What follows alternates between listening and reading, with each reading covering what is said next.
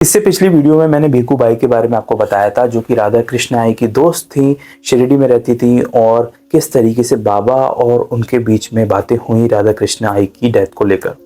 अब इस वीडियो में मैं आपको बताऊंगा कि कैसे ही इनकी बताई हुई एक कहानी से साबित होता है कि बाबा का कोई एक फॉर्म नहीं है।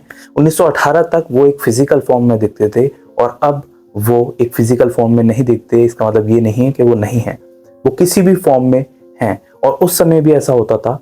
तो इस कहानी से आपको समझने को मिलेगा कि बाबा ने जब 1918 में महासमाधि ली तो भीकू बाई जो है वो बहुत इमोशनल लेडी थी।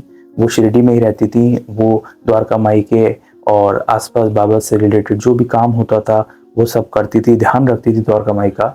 तो जब बाबा ने महासमाधि ले ली तो वो बहुत उदास हो गई और अपने घर में रात के 10 बजे उन्होंने बताया, वो बैठे बैठे रो रही थी कि अब वो बाबा की फिजिकल बॉडी को नहीं देख पाएंगी और उसके दर्शन नहीं होंगे।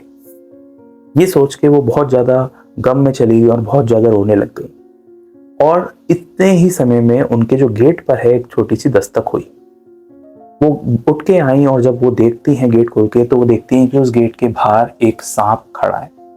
और वो जो सांप है वो ना गेट के अंदर आ रहा है ना वो बाहर जा रहा है, वो वहीं पे एक जगह पर बना हुआ है।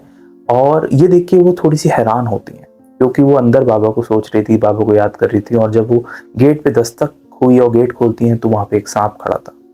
अच्छा, वो जो सांप था उसको वो देखती हैं और वो कहती हैं कि ये बाबा का एक आंसर है हमारे लिए कि हम समझते हैं कि जो शरीर, जो फिजिकल बॉडी बाबा की दिखती है कि बाबा सिर्फ उतनी ही सीमित है, ऐसा नहीं है।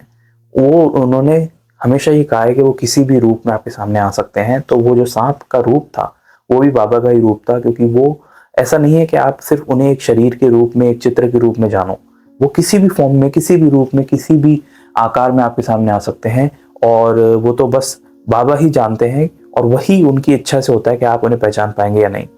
ठीक, लेकिन उस वक्त उन पर जो कृपा थी वो पहचान गई। उन्होंने उस सांप को प्रणाम किया। प्रणाम करने के बाद वो बोलती हैं कि आपने इस रूप में आकर मुझे समझा दिया कि मैं जो रो रही थी कि मैं अब आपको नहीं देख पाऊंगी, वो एकदम बेसलेस था, उसका कोई आधार नहीं था, क्योंकि आपका कोई एक विशेष रूप है ही नहीं।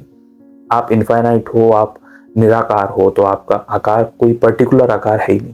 तो उसके बाद वो उसको प्रणाम करती हैं और ये बोलती हैं कि आप इस रूप में आकर मुझे इतनी बड़ी बात समझा गए। ऐसा वो कहती हैं कि थोड़ी ही देर में जब वो प्रणाम करके उठती हैं तो वो ये देखती हैं कि वहां से वो सांप जो है वो बिल्कुल गायब हो चुका था। ना कोई सांप था, ना कोई था। और दूसरी बात यह है कि इसका मतलब ये नहीं कि उनको कोई वहम हुआ या नहीं हुआ।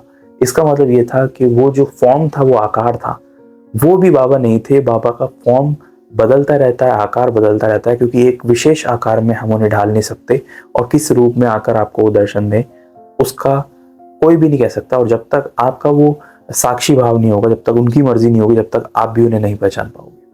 तो इस कहानी से, इस छोटी सी कहानी से हमें बहुत कुछ समझने को मिलता है और इसी तरह ढेर सारी ऐसी कहानी इस चैनल पर अपलोडेड हैं। और मैं हमेशा कहता हूँ कि हर कहानी से हमें बहुत कुछ जानने को मिलता है। और कौन कहता है कि साईं बाबा के बारे में ज़्यादा डॉक्यूमेंटेड डाटा अवेलेबल नहीं है। 1936 और उससे भी पहले बहुत सारे ऑथर्स ने शिरडी विजिट किया और उन्होंने अपनी अपनी बुक्स में बाबा के बारे में लिखा है, जो हमें सर्च करने पर मिल जाता है, इतना इजीली नहीं मिलता। लेकिन इस चैनल पर मैं उन सब कहानियों को पढ़ के आप तक पहुंचाता हूँ। इस तरह अगर आप बाबा से जुड़ी असली कहानियां जानना चाहते हैं, रियल हिस्ट्री जानना चाहते हैं, तो आप इस चैनल को सब्सक्राइब कर सकते हैं। मिलेंगे एक नेक्स्ट वीडियो में एक नई कहानी के साथ। जब तक के लिए ओम साई राम।